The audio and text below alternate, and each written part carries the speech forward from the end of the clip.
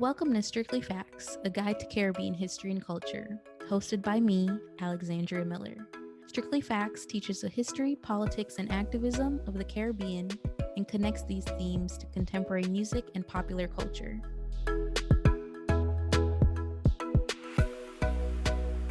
Mom people, welcome back to Strictly Facts, a guide to Caribbean history and culture. I'm back with a new episode, one that for centuries has caused serious contention at home and abroad when we consider the role of difference in our communities. Oftentimes we point to race, color, gender, and class as markers of separation, but sexuality is an equally important one that has historically painted the region in a negative light. For decades, the Caribbean has been notorious with homophobia, with countries, particularly in the Anglophone Caribbean, being rated in the global north as some of the most homophobic places in the world. This point, however, has made some decent social and especially legal changes in the last few years, as we'll discuss in this episode on queerness in the Caribbean. Joining me for this discussion today is writer, artist, educator, and fellow PhD candidate, Ryan Persadie. Ryan, thank you so much for being a guest on this episode. Please tell us a bit about yourself, where in the Caribbean is near and dear to you, and what led you to your work on LGBTQ plus communities in the Caribbean diaspora. Thanks again so much for having me. My name is Ryan Persadie. I'm currently a PhD student here in Women and Gender Studies at the University of Toronto. So I'm based in Canada. But in terms of a sort of personal connection to the region, I come from an Indo-Trinidadian family. So my dad is from San Fernando, Trinidad and Tobago. I also grew up in a mixed race house. So my mom is actually not Caribbean, which we can talk about, after. But so that's sort of my personal connection, I think, to the islands. And you were also asking, what was the last part of the question? What led you to your work with LGBTQ plus communities? Oh, okay. I would say, well, number one, I guess, obviously, in the spirit of sort of a positionality and thinking with ourselves, I'm a queer identifying person. So prior to coming to academia, I was actually planning to be a high school teacher. And I was doing a lot of sort of work with youth in regards to sort of like anti-colonial practice and queer and trans feminist practice in the classroom. And so I was already sort of in that work as an educator, as a high school educator. And then I sort of pivoted to grad school. But at the same time, I was also doing a lot of community organizing in the art world. So outside of academia, I do drag, which is a form of, I would say, gender rehearsal. So if anyone's seen things like RuPaul's Drag Race, you kind of know sort of a very small snippet of what that art form looks like. Historically, it was like female impersonation, but a lot of us now are not really interested in sort of those sort of binary logics of gender. But anyways, I was doing a lot of producing and performing under my stage name, which is Tifa Wine. So as I was sort of doing that work as Tifa Wine, I was obviously put into conversation with longstanding histories of queer and trans of color organizing in Toronto. And Toronto is also a very Caribbean city. And there's so a lot of our sort of transnational feminist organizing and politics largely moves through a lot of radical, particularly Afro-Caribbean feminist organizing that happens in the city. And so my work, is very much tied to the city and the ideas and what's made it possible in terms of both the ideas that have been cultivated here, but also the migrations that give rise to those ideas. And so, that's sort of how I sort of started doing this sort of work. It was kind of a mixture of both me being an artist, but also doing organizing work. But then also, I think in the context of the queer Caribbean, really, I started my work at a master's level, really thinking about this question that you've asked, which is, why does the Caribbean get seen as the sort of most homophobic place on earth? And that sort of was a quote I think originally taken to refer to Jamaica, right, which has its sort of own sort of history with being seen in the global north as this like epic, homophobic and transphobic place. But obviously we know places like Canada and the US are also equally as homophobic and transphobic, but this don't get taken up and vilified in the same way as the global south does. And so all of my sort of work starts with those sorts of questions. Again, a lot of my work also looks at the relationships between Afro-Caribbean folks and Indo-Caribbean folks in Caribbean diasporas, and sort of not just in the harmonious ways, but in the ways, anti-Blackness and misogyny and classism show up and celebratory space among the relationships between these two communities and their queer sort of descendants. And so, yeah, all of my work sort of looks at sort of all of these. It's not necessarily a historical project, but historical context feeds into the contemporary politics I'm talking about. So, yeah, definitely a lot to think with. Definitely. And we'll be getting into a lot of these points that you made throughout our conversation today.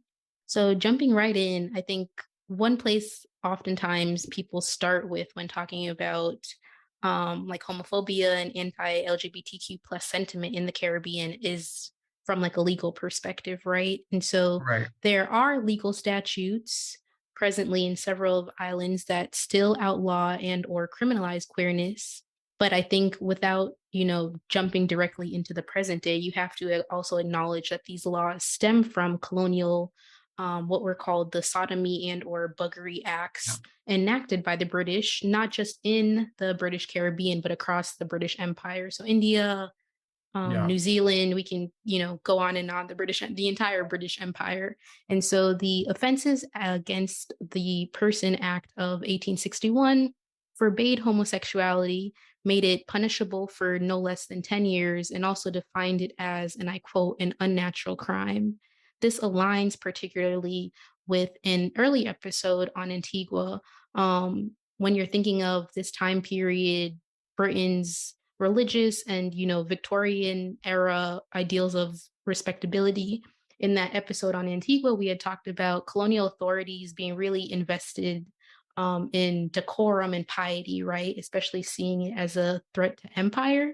Mhm. But this threat also really included sexuality as well. So when several islands, moved from the colonial status to being going towards independence in the latter half of the 20th century, it was provided that some of these islands, the laws that were in place prior to independence continued.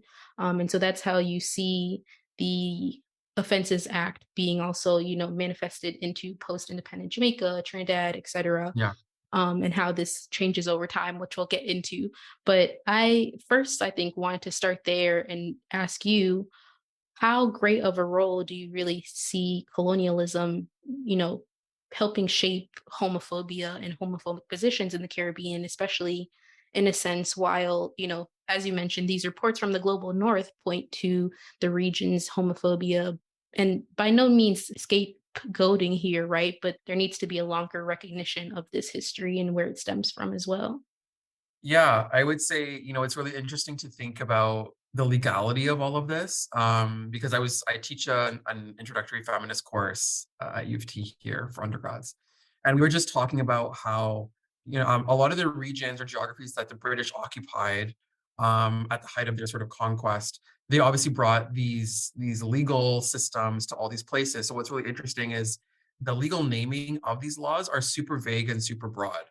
So, with the law that was just deemed unconstitutional in 2018 in Trinidad and Tobago, the law I think used to be called serious indecency, right?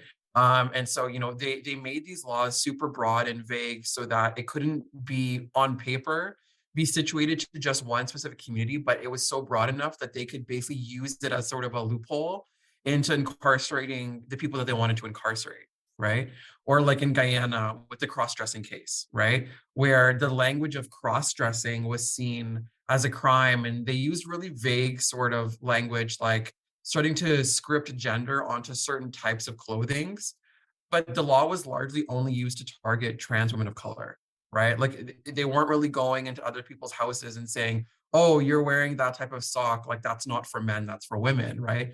It was used specifically to police a particular type of community in a ways that they know that they could get them, right? What's really interesting is you see this sort of same laws being played out, say in like West and East Africa and in the Middle East, where these very broad languages of like morality and decency and respectability are used as a means to incarcerate people, but there isn't really a specific designation for what that entails, right? And that gives the police state a lot of authority to like make the rules for who is encompassed in this legal system and who is not encompassed. A lot of my work now really thinks about this relationship between queerness and the Indo-Caribbean and the Caribbean more generally, but as a place that has always been queer, right? and not in a sense that like everyone is practicing same-sex desire or practicing, non-normative sexual practices. But when you think about how the actual region is created into the thing that it is today, it's this place in which all these groups of people are forced to cohabitate with one another in ways that at that time in the 15th to 16th centuries was largely unseen in the rest of the world, right? So like, one of my supervisors, Elisa Trotz, always says like, the Caribbean is one of the first places where what we now understand as multiculturalism actually takes shape and becomes this like experimental ground for conquest, right? That multiple European powers were sort of playing around with, from the Dutch to the French to the Spanish to the Portuguese, et cetera, et cetera, et cetera. So already this region is birthed out of this sense of non-normativity, right? So we're already seeing queerness sort of play out in a very particular way that, again, is not attached to identity or sexual practice, but as a sort of racial and ethnic and ecological formation, right? The Caribbean emerges out of this sense of non-normativity. So in one way, we have to always think about the Caribbean via queerness. It actually can't be stripped from queerness in any capacity. And you can think about this in other ways too, in the ways in which the emergence of, say, the enslaved African in the Caribbean, the enslaved African woman as being a site of queerness. And then when the Coolie woman emerges, right, the woman that largely descends from this sort of Asian site of displacement, whether it's China or India or whatever, they also get created through this language of queerness as well, right? And particularly in the relationship that she has to sort of a normative Blackness, right? So already we have this sort of Blackness that emerges, that comes to be taken up as a new form of nativism, obviously generations later. But then once the transatlantic slave trade ends and is abolished in 1845 or 1838, you start to have the emergence of the Indian indentureship program, or the Asian indentureship program, which then bring these bodies that are now seen as starkly foreign to this normative Creole subject that's been emerging over the last like 200 years. So for me, queerness is already deeply entangled with the land and the historical processes that make it possible, right? And also people have talked about the ways in which queerness as a sexual practice predates colonialism in the region, right? And so a lot of the work on sort of, decolonizing sex and all that sort of thing is helping us to think about how these structures of normalcy are actually not natural at all, right? But they are systems that are put into place to control and regulate people, right? And particularly, I think in the Anglophone Caribbean, Christianity obviously plays a big part in the sort of maintenance and indoctrination of heterosexuality as a naturalized process. But I think, what's really interesting now is seeing like what's happening in Barbados, right? Which is, has been now positioned as a republic, right? That's removed itself from the British monarchy, and with Mia Mobley being a queer, leader of the state, saying, just having that notion of now queerphobic laws are being deemed rendered unconstitutional, right? In a place where like Victorian morality has been really super central to notions of Barbadian nationalism and the normative Barbadian subject and all these sorts of things.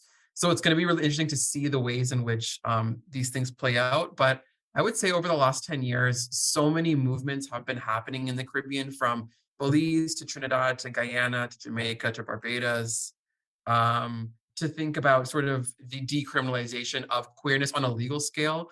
Now, again, that doesn't mean that, queerness or queerphobia ends or transphobia ends once things are deemed unconstitutional, but it is really sort of incredible to see this sort of domino effect of all these sort of pro-queer social movements and feminist movements that have, and I would say also a lot of the feminist movements in the Caribbean are never stripped from queerness, right? They're very deeply entangled with each other.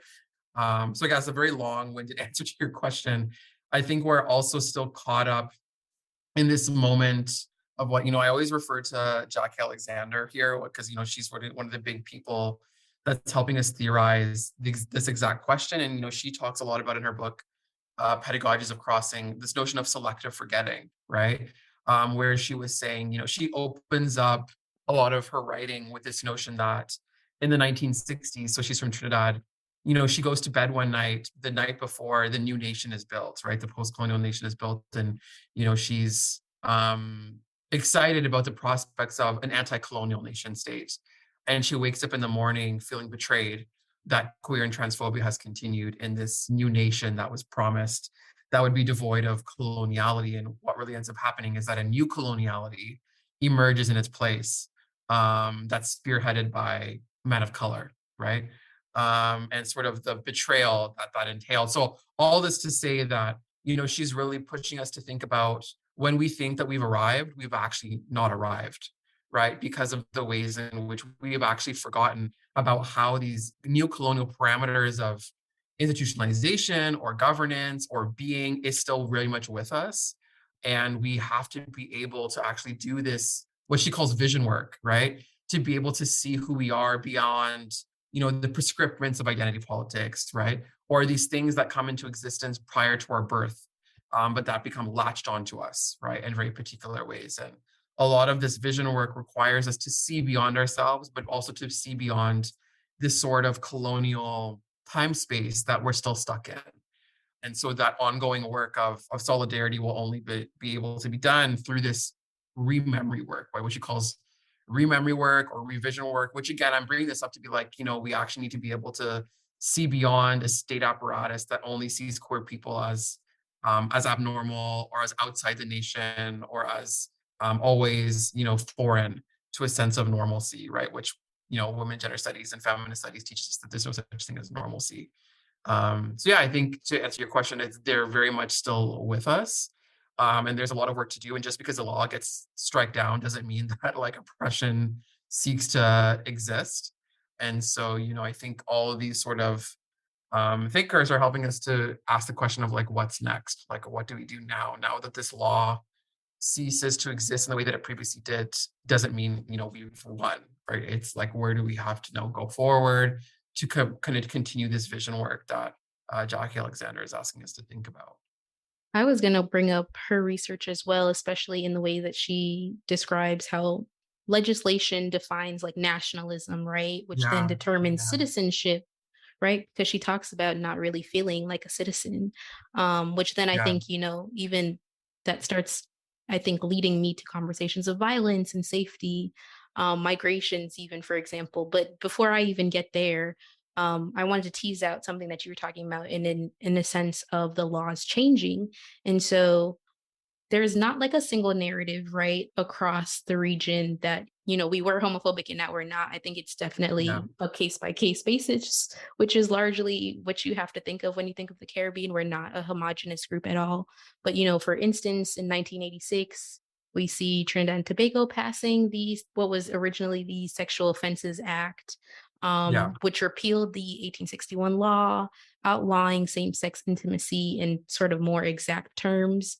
But, within the last 40 years, you see countries like St. Kitts and Nevis, Antigua and yeah, Barbuda, Barbados, as you mentioned, repealing and voting these laws as unconstitutional. And those three were just within 2022 alone, right?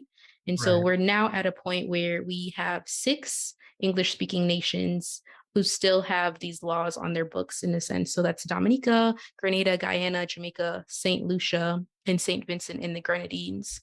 And so while I think taking a step back for a minute, I think while these are largely and undoubtedly positive changes for human rights issues, right? How do you think and this is maybe to go a little bit deeper into the point that you were making a while ago, how do you think society shapes, you know, these positions different a little bit than laws, right? You mentioned religion, for example, and I think one fact that always comes up for Jamaica is like Jamaica has the most churches per like square mile or something than any other nation in the world, right? But undoubtedly, like that is religion in itself, right? Is one thing that really harbors the weight of some anti-queer sentiment. And so, what do you think the difference between like the legal position versus society's position are, and what is the impact of these islands that we kind of get grouped all together regionally, but the impact of them all having sort of different positions as well? yeah. And I mean, on the one hand, so I'm thinking about the ways in which queer politics are kind of bound in this both, you know, sense of gaining power for communities, but also of violence, right? And so I think about how the term queer obviously is a North American, global North, Euro-American sort of terminology. And I think one of the issues we face, so I do a lot of obviously community organizing, mostly with a group called the Caribbean Equality Project. And I think one of the things that we talk about a lot is, they're based in Queens, New York.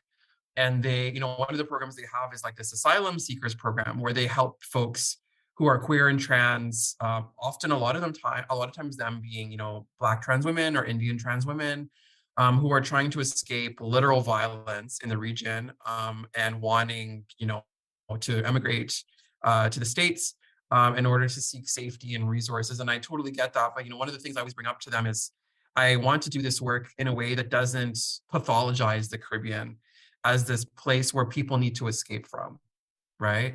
And obviously, I'm a diasporic person. I've never lived in the Caribbean. I've been to the Caribbean plenty, but I've never actually had the experience of being there for say 6 months or a year or 2 years or 3 years, right? And so I obviously come from a very sort of privileged notion where my engagement with queerness is very a diasporic rooted experience, right? Whereas, when I meet folks from the Caribbean, a lot of people are just like living their lives and, not really identifying with queerness, but feeling like they don't really have to, right? And, a lot of people have written about this from like Kamala Campbell to like Rosamund S. King. Like Rosamund S. King has that really beautiful book, Island Bodies, where she literally talks about how naming your queerness is really a sort of Euro-American construction of like public assertion, right? This notion that like you have to proclaim your sexual identity everywhere you go, when we don't ask heterosexual people to do this, right? Because it's always defaulted or it's naturalized, right?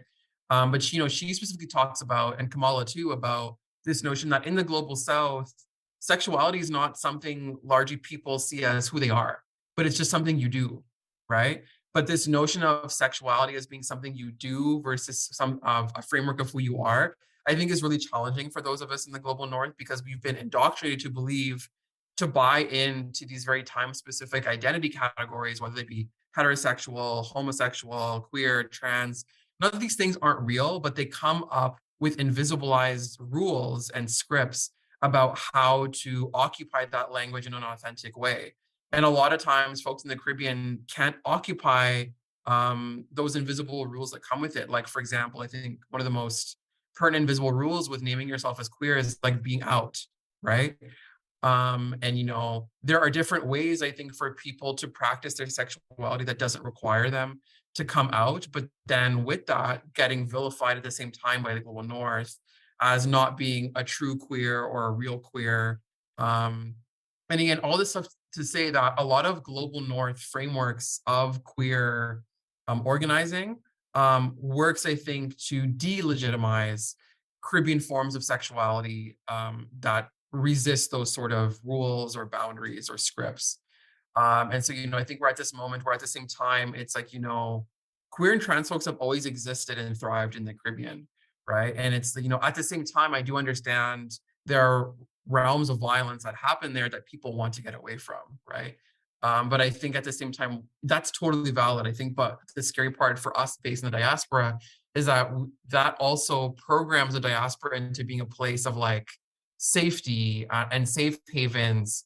And, I'm based in Canada, and Canada, is a settler colonial state, right? It's a place where transphobia and transmisogyny and anti-Blackness thrives.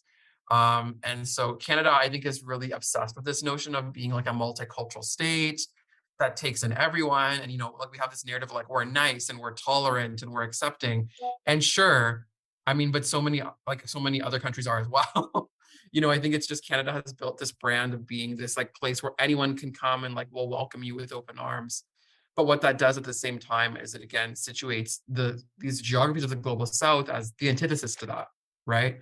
And yeah, so I think it's definitely hard on the one hand because we want to support people and we do support people, but we don't want to position the Caribbean as this place in need of saving because that's a very like white colonial sort of logic to take up. And so I think we're definitely in a moment where it's been quite difficult with all these, breaking of the rules, but wanting to be very transnational, like in our politics about like, yes, like we want to support people, but we don't want to become like a savior. We don't want to enter this sort of savior complex, which can become very violent because we live with a lot of privilege in the diaspora, right? That oftentimes is not able to be practiced in the same way in the Caribbean. And so, we always have to be thinking about those things.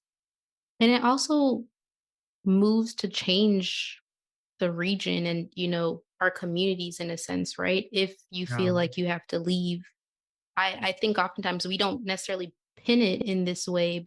There are always conversations around brain drain, right? And like, doctors or lawyers, whoever, Yeah. right? People leaving the Caribbean to seek better lives elsewhere, which I don't fault them for at all, right? By the way. But it's Mm, also the fact of like, this is also a point of brain drain. It may not be yeah. we're losing doctors or whatever specifically, right? But we're losing communities of people Yeah. who are our people because of some of the social parameters that exist.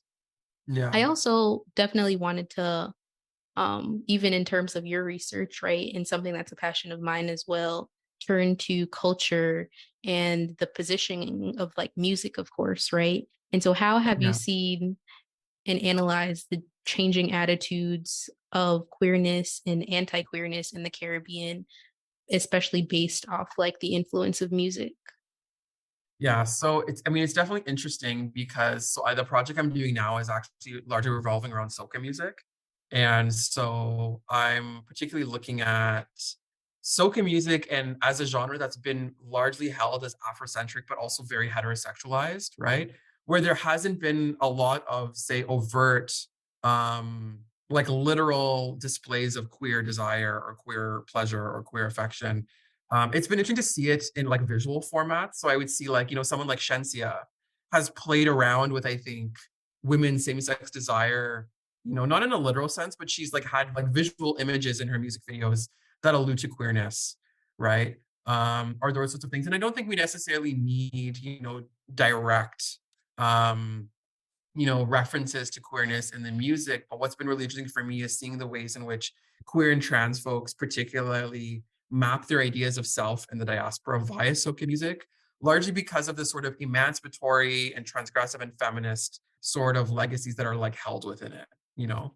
And so even with not overtly naming queerness, soca is a very queer art form and sort of the work that it allows people to remake themselves and think through logics of freedom and emancipation even for like only an ephemeral moment. So like I do a lot of work on soca fets, right? So thinking about the soca fet as this really transgressive queer and feminist side of pedagogy but also politics, even if it's not overtly named as such, right? But I think, what's interesting now is even, when I started the PhD in 2018, there were so many conversations happening at the time, which were long-standing conversations around things like dance hall, right? So whereas soca gets positioned as this like fun-loving carnival joy celebration music, right? It's like good vibes music. Dance hall, has this very like rough and tough, aggressive sort of characteristic. That's how people describe it anyways, right? It has this sort of masculinist energy to it.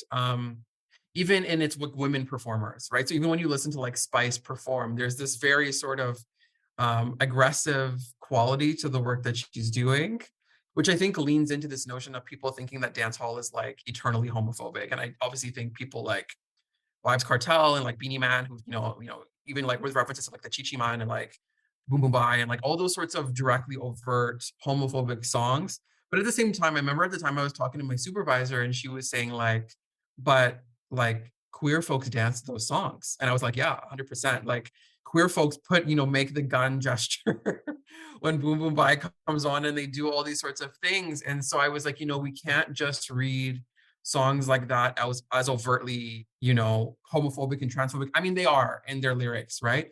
But they also mean something to queer and trans folks, and they're giving queer and trans folks something to work with. So I think we, at the same time as saying yes, like there's certain people that are like, we can't have those songs in the club, like we don't want those songs in the fat. And I totally get it because they can be triggering and they obviously produce violence in certain capacities, maybe not literal violence, but they are producing a sort of structural violence, right? On one hand, but at the same time, people are engaging with it in really particular and very particular ways. It's too much of an easy read to just be like, okay, we have to like do away with it and all these sorts of things, right? Because if you go back to things like calypso, right? Like old school calypso, there's a lot of sort of, misogynistic, patriarchal ideologies that are like positioned in the lyrics, but women are still listening to these songs, right? And so like what does that again say about all these sorts of politics and the way these politics like mobilize? I think particularly for the diaspora, because we come to these songs in very particular ways, and so like one of the things that I get to do in my work is instead of asking my interviewees specific structured questions, I ask them about memory. And so when I'm asking them about fets, I say, I think Caribbean people we have this very visceral connection to sound in really particular ways, whereas all my informants had a song that they remembered while something big was happening in a fet, right? Or they always said, I remember like at my tante's house, like this was happening and, this song was playing, like Machel Montana was on and I remember it like, it has a very visceral connection to the making of that environment. Sound is not seen ever as outside of Caribbean space, but has always been integral to producing Caribbean space. And so, I think a lot about how queer and trans folks have relationships with these very heterosexualized sonic archives, right? Soca music, dance hall, chutney, et cetera, et cetera. But in that relationship with the songs, they are able to make meaning, and particularly queer and trans meaning, out of the spaces that they inhabit. So I think sound is obviously always deeply entangled with Caribbean feminist politics. And so even when they're violent, right? And thinking about how when that violence enters a space, like what happens in sites of feminist gathering that allows them to grapple with those songs, which sometimes means getting rid of them, but also sometimes means negotiating what they're instructing us to, right? As a both historical process and a contemporary process. And it's also always changing, right? I remember, I think it was Yeah. last year, Spice performed at Canadian Pride, Yeah. right? Yeah. And so if we were to just silo dance hall, for example, in this one box, right? How would you then make space for understanding what that means for queerness and Caribbean music as well? Yeah. Yeah. I definitely do want to touch up on a point that you referenced in sort of like your introduction. And that's this point of Afro-Indo-Caribbean community, or maybe not even always in community with one another in terms of LGBTQ plus activism and history, especially within the diaspora. I think there are always organizations you can point to in the region and in the diaspora as definitely having shaped the Caribbean community. And so whether this is, talking about your work with the Caribbean Equality Project or just overall, what have been the central positions in terms of contention or unifying points in terms of queerness, given the multiculturalism of the Caribbean? Yeah. I mean, yeah, definitely a lot of my work looks at sort of these dynamics and relationships between specifically the Indo-Caribbean and the Afro-Caribbean queer communities that descend from the Anglophone Caribbean diaspora. But I came to this work largely because growing up in Toronto, I was seeing when I was coming into the organizing scene, there were a lot of Caribbean organizations that were largely Afro-Caribbean pan-Black focused, which made a lot of sense. And then you had these like South Asian Desi organizations who had some Indo-Caribbean folks in their midst, but they obviously were not concentrated on the Caribbean, right? Because they were focused on South Asia.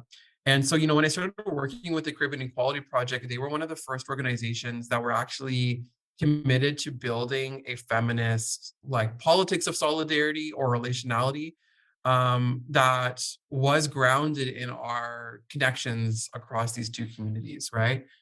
And particularly, I've always talked about, there's this really weird turn right now, particularly in Toronto, where there's a lot of younger Indo-Caribbean organizations that are springing up, but they're doing so by creating a notion that Indo-Caribbeanness is separate from Afro-Caribbeanness.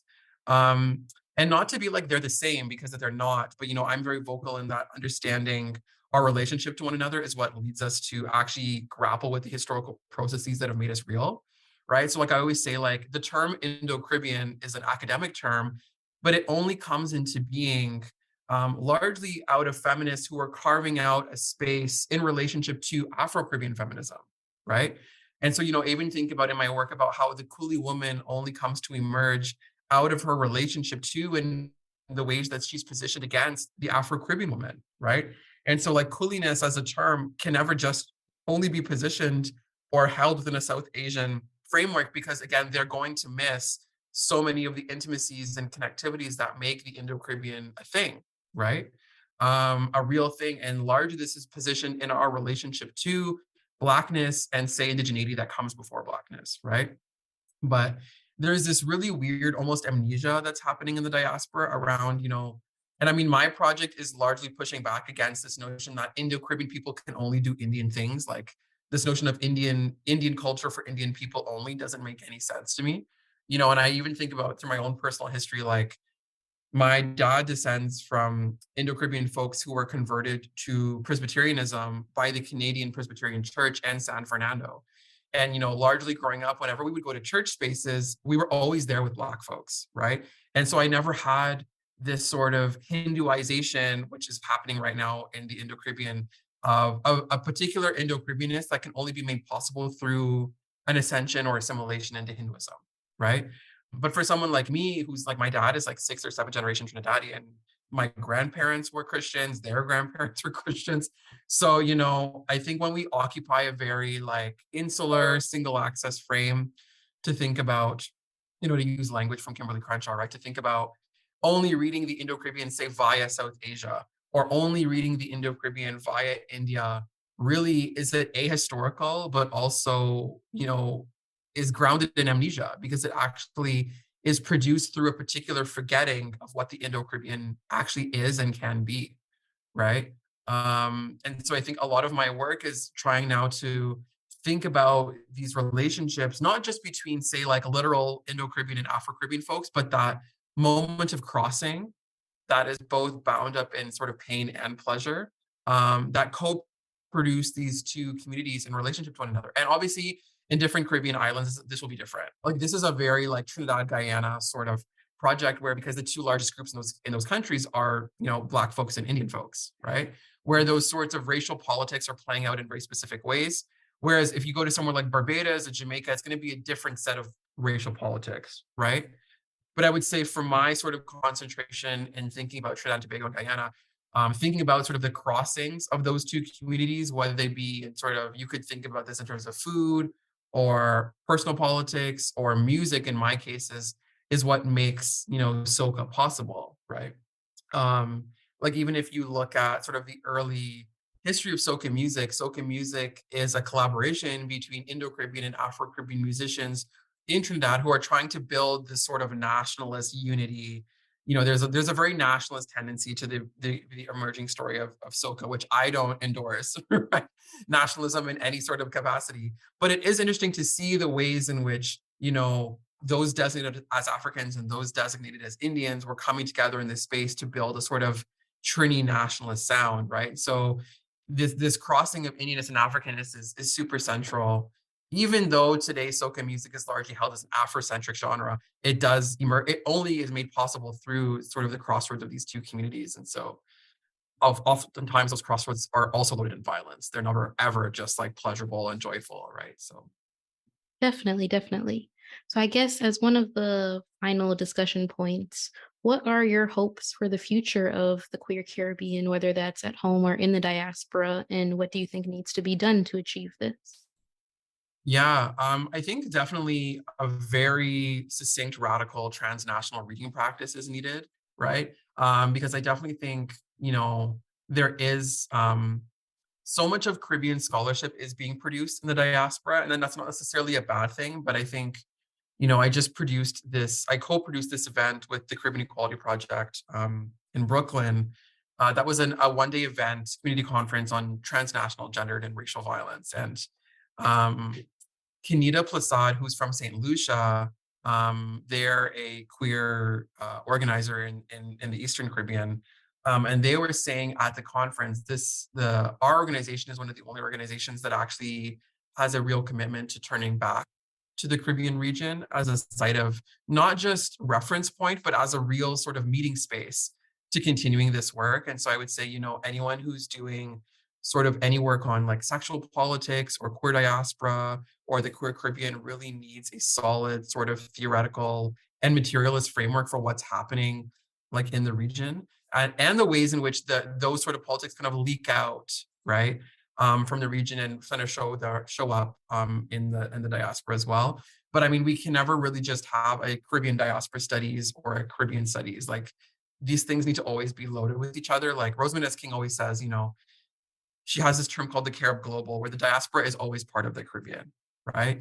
Um, but I think, particularly now, with a lot of these newer organizations, we're seeing this sort of moment where the Caribbean as a region itself is being sort of burned out of memory in terms of forefronting them in their politics. And so I think we still really need that sort of critical transnational reading practice, even if we can't physically be there, but are we thinking with people who are living in the Caribbean? And when I say thinking with, I don't mean, like calling them on the phone, but I mean, like, are we citing them? Are we reading them? Are we really critically engaging with their ideas beyond just like tokenized citation? But are we actually building a critical reading practice that is grounded and thinks with the Caribbean as a site of serious sort of feminist and anti-colonial scholarly inquiry? And so not just thinking about the Caribbean as a place, but the Caribbean as a politic, right? I think is really central to sort of people doing this work now. And the work, it continues. And so just thinking and like looking out for those people that are also not in the academy, right? That are also like on the ground doing the work in different sort of spaces, nonprofits, educating, et cetera, et cetera. Because some of the most critical work is not coming from the academy, it's coming from the people on the ground, and sort of just, being in, if you can't be in physical community with them, being in conversation with them and actually, sort of taking what they are offering us in our works to make sure that we are always sort of in conversation with them, I think is really key. Wonderful. Thank you so much for sharing that as well. I really appreciate your point of, it's not just one or the other. We always should be amongst Yeah, one another and together, which is one of the goals of Strictly Facts on a whole. yeah, So, as yeah. my final question, our listeners know it's my favorite of all. What are some of your favorite examples of how this history shows up in contemporary popular culture? Whether that's through song, through novel, etc. It can be anything. You mean in terms of like these sort of racial politics? It could be queer Caribbean music, anything. It could be a novel talking about queerness in the Caribbean. It could be either. Yeah, I mean, I think what's really cool, like you brought up like pride parades, is even seeing like last year in Toronto Pride, we had Spice and we had Patrice Roberts. And we have this really big party, one of the most largest parties that's part of Pride Toronto, and it's historically been a queer Black party for queer Black folks called Blockorama, but it's largely uses sort of Afro-Caribbean, feminist sort of legacies to like build the space. So like Soca and Carnival. But since I've been going, like Alison Hines headlined ones, Destro Garcia headlined ones. So what's really been really cool is seeing the ways, even though Soca and dancehall are very heterosexualized genres, they have a lot of queer potential in terms of what they offer for queer and trans folks. And like Spice coming, last year was just one example of the ways in which, um, these art forms are largely queer in their conception, even though they're not overtly queer, and are offering a lot, I think, for queer and trans folks to understand who they are in relationship to the geographies we inhabit, the histories that are, loaded in our bodies, but also the ways in which they show up. These histories become reactivated in, sort of a diasporic context. And I think for me, at least, sound and dance and movement are one of these sort of critical feminist archives where queer and trans Caribbean folks are actually playing around and rehearsing with who they think they are and who they want to be, and where they see themselves in their current moment. So yeah, it's been really cool, like to actually see these artists show up in very queer, like visibly queer and trans spaces, and obviously meet a lot of backlash. Like I know when Spice went back to Jamaica, she was accused by a bunch of religious authorities, you know, for engaging with gays and trans folks, and she kind of just like threw it under the rug and was like, I don't care, which was sort of really nice, really amazing to sort of see this like, I don't know if it's deep care, but this very like, I'm going to do this for this community because they are of us, and I don't care what people say when I come home, which is pretty bold, right? Given that her career is largely located in the Caribbean, it's not located in Toronto, right? But yeah, it's been really exciting to see these sort of transgressions and queer mobilizations happening, not just in the legal sense, but in popular culture and everyday space as well, which has been super exciting. Way I go. Stay tuned for Strictly Facts Sounds, where we connect our history to pop culture. I've always thought that one of the richest places to locate queer Caribbean voices is in the abundance of Caribbean literature. There's so many to choose from, but 4 great selections that piece together today's topics of history, queerness, diaspora, and belonging include Patricia Powell's 1998 novel, The Pagoda, Rajiv Mohabir's book of poetry entitled The Cowherd's Son, Nicole Dennis Benn's novel, Patsy, and Kai Miller's short story collection, Fear of Stones and Other Stories, each demonstrating queer identity from the vantage point of different ethnic groups as evidence of the range of the Caribbean experience. Perfect. Well, thank you so much, Ryan, for joining us for this episode. I will have links to the readings and, of course, Ryan's work as well in our show notes and syllabus. And we hope you enjoyed this episode, everyone. Lickle more. Thanks for tuning in to Strictly Facts. Visit strictlyfactspodcast.com for more information from each episode. Follow us at Strictly Facts Pod on Instagram and Facebook, and at Strictly Facts PD on Twitter.